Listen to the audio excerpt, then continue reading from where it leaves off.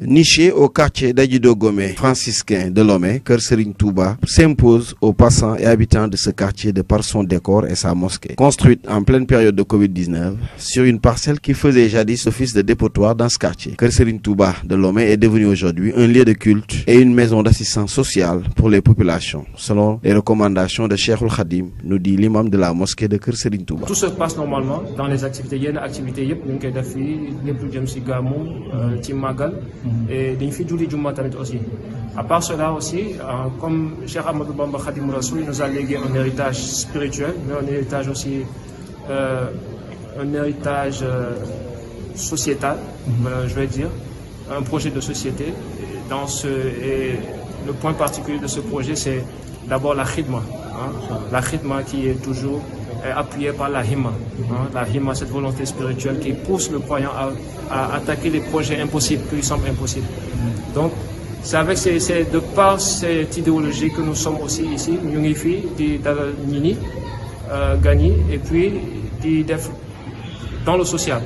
Dans le social, am na ñoo xam te ne puisque juma la dañu fi ñëw tous les vendredis bu ñu fi ñëwee bu ñu soxlee dimbal incha allah dañ leen di jàppale. Au cela boo leen gisee juste devant la porte si juma ji di ngeen gis benn forage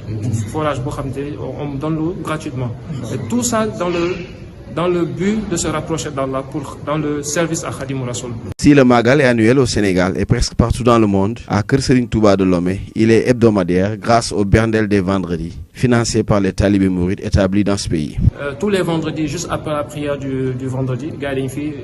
togg añ loolu moom c'est un budget qui est sorti tous les mois pour tous les 4 vendredis du mois, des fois 5 vendredis, mais tous les vendredis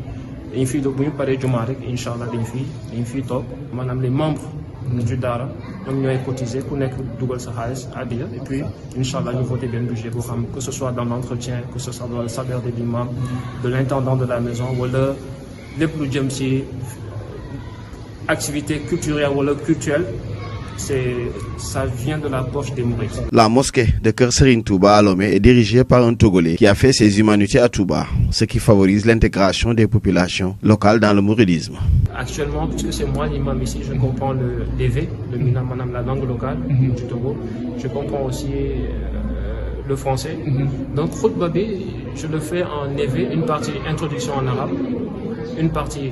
la première partie en EV. Et la deuxième partie, je le fais en français pour tout le monde, puisque c'est donc je représente un pont aussi entre les gens d'ici et la communauté mouride. Et puis ça les intéresse. Ñu ñëwee tous les dimanches, ñoom ñëppay toog di déglu. Après, même si vous ne comprenez pas, il y a une bénédiction qui descend.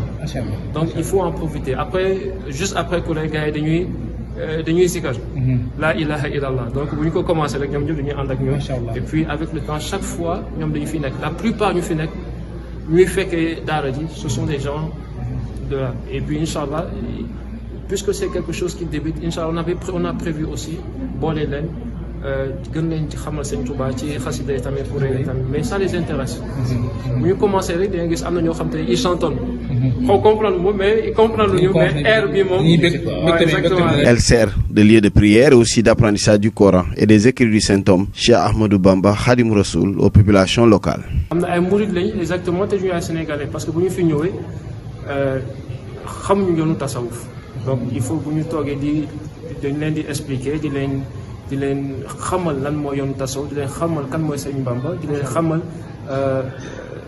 ihsaan dëgg-dëgg. ci loolu am na ñoo xam te ne dañuy dugg nànk et puis il y a quelques-uns yoo xam te ne jël nañu wérd bi tamit et puis ñu ngi koy jëfandikoo et puis waaye maxuus bi et puis alhamdulilah ça avance doucement. On a créé un groupe WhatsApp boo xam te moom la ñuy jàppale képp kuy murid et puis ce sont des mourides qui ne sont pas sénégalais, qui ne comprennent aucun mot du Wolof. Et puis, il y a des Nigériens, il y a des Togolais aussi. Établie à Lomé dans le cadre de son travail, cette dame est la Mame Diarra Bousso de Kër Serigne Touba de Lomé à cause de son implication dans les activités qui s'y tiennent. bi ma ñëwee nag malheureusement fekk mu soon ay soxla donc bu mu ñëwee sax ñoom dañoo xawoon a yéemu dañu naan ma soxna est-ce que di nga ñëw daayira ma ne incha allah dinaa ñëw daayira te bi ma leen ko waxee ba tey damay ñëw daayira te bi ma leen ko waxee ba tey it macha allah nekk naa fi lu ëpp ñaari at yoo xamante ne maa ngi koy fàttali man kese maa daan toog ci sijaada bi fii soxna yi di nekk man kese maa fa daan nekk lu ëpp 2 ans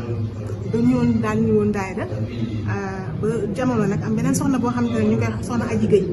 moom ci la ñëw ndax moom borom këram day ñëw macha allah nag ci la tàmbali ñëw moom tamit te boobu ba léegi mu ngi ñëw daal waaye li ma xam daal mooy ne ñoom ñu ngi doon wax ne bu njëkkoon soxna yi daan nañ ñëw waaye nag man bi may ñëw moom fekk naa ne soxna yi daanaka ñëwatuñu te nag ñu ngi nekk ci jamonoy màggal gi ñu ngi doon def genre campagne boo xam ne doon bëgg soxna yi di gën a ñëw ci kër gi di gën a participer ci kër gi parce que tamit am na soxna yoo xam ne tamit ñu ngi fi am na góor yàlla yoo xam ne macha allah takk nañ ci waa dëkk bi ñu nekk seen i soxna am na ñoo xam ne aussi ñu ngi fi ak seen i njaboot donc buñ mënoon fexe moom ñooñu di gën a ñëw di ñëw ci kër gi macha allah dina gën a taaral liggéey bi te dina tamit soxna yi gën a am taxawaay daal ci kër gi. Entourée de cocotiers, Kër Serigne Touba de Lomé est le reflet de la présence active du mouridisme au Togo. Elle est aussi un havre de paix pour les Sénégalais et tout autre étranger en détresse. Son acquisition et sa construction ont été rendues possibles par les talibés mourides qui y ont investi plus d'une centaine de millions.